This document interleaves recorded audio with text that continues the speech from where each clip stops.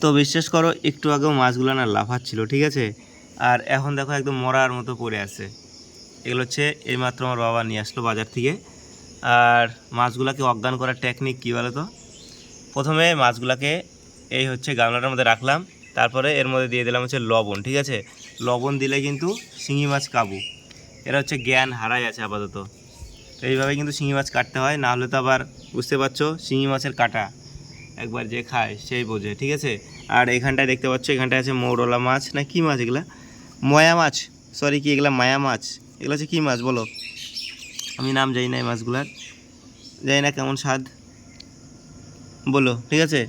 Guys এই কাটা একবার যে খাবে তার অবস্থা খারাপ আছে, ঠিক আছে, একদম চোখা সেই, এটা দেশি শিঙি একদম স্বাদ হবে। আবার ডিম হয়ে গেছে, এটা হচ্ছে বর্ষার মাছ, তো বর্ষার মাছে কিন্তু প্রত্যেকটা মাছে ডিম থাকবে, ঠিক আছে।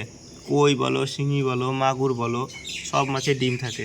তোমরা অনেকেই ভাবতে পারো মাছটা মরে গেছে, মাছটা না একদম তাজা ছিল, লাফাচ্ছিল, ঠিক আছে, একদম মরা, একদম মরার মতো পড়ে আছে।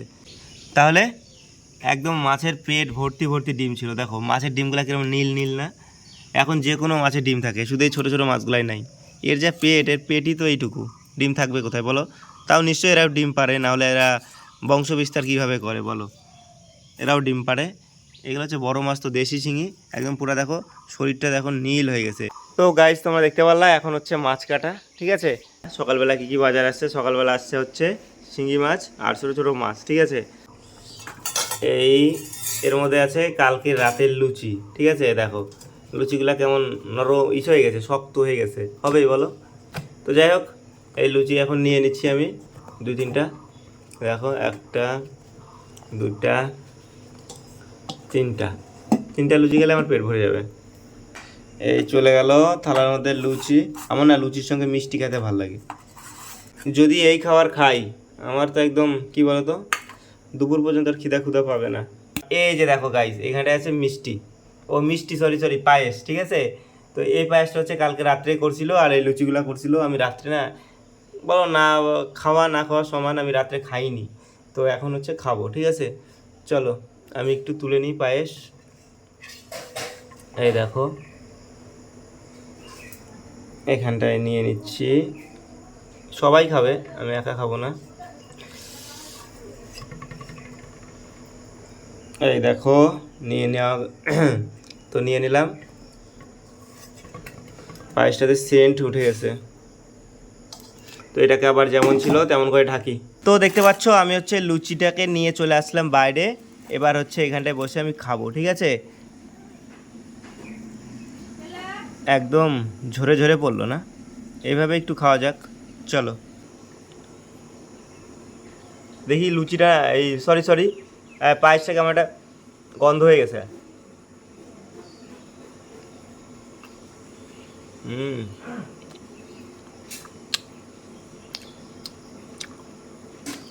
লুচিটা শক্ত হয়ে গেছে।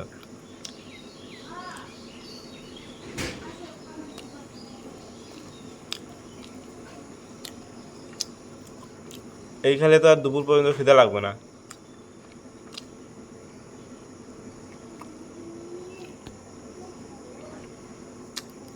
ভালো কাজ।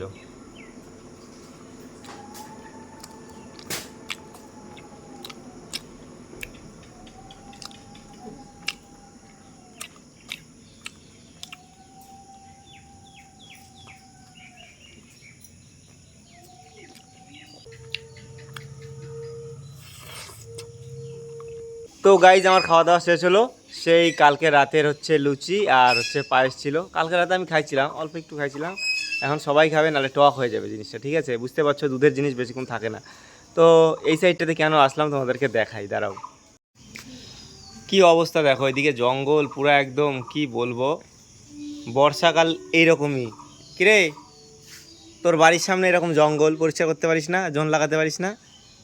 তো দেখো এখানটায় না একটা আমাদের ডাটার গাছ হয়েছে, দেখাবো চলো। এই দেখো এটা হচ্ছে পুঁই শাক, লাল পুঁই। এই পুঁইটা কি তুই লাগাইছিস? এটা এখানে নিজে থেকে হওয়া গাছ, এইটা কেউ লাগাইছে? ওটা আমি লাগাইছি মাইরি। কোনটা এটা? ও দুটাই আমি লাগাইছি।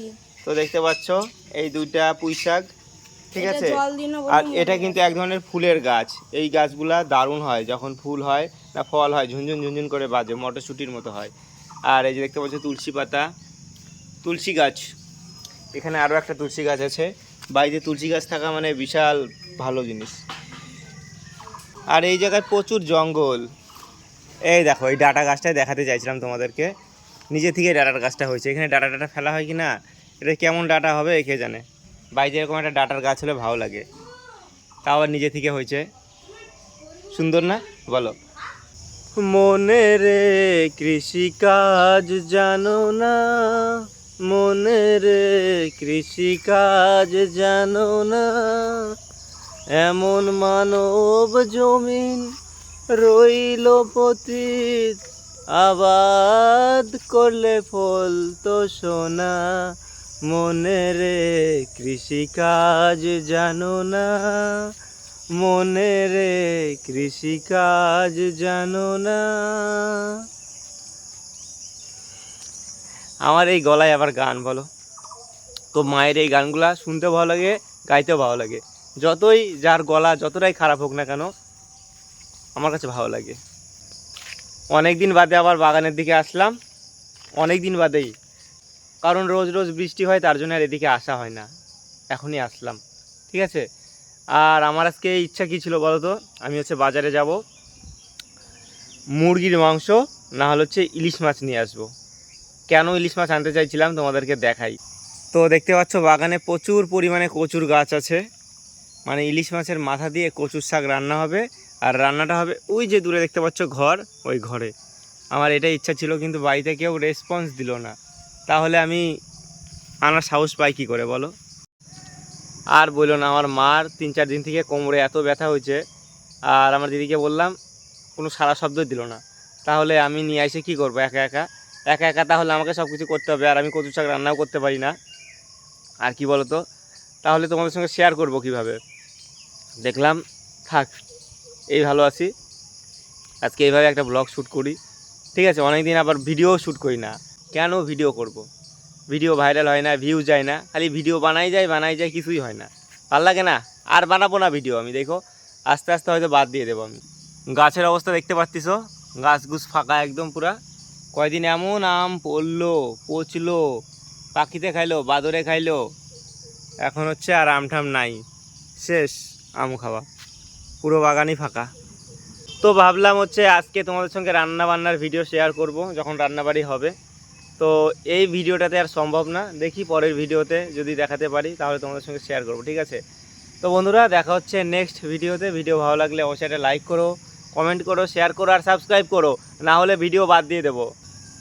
তাহলে বন্ধুরা দেখা হচ্ছে নেক্সট ব্লগে, চলো।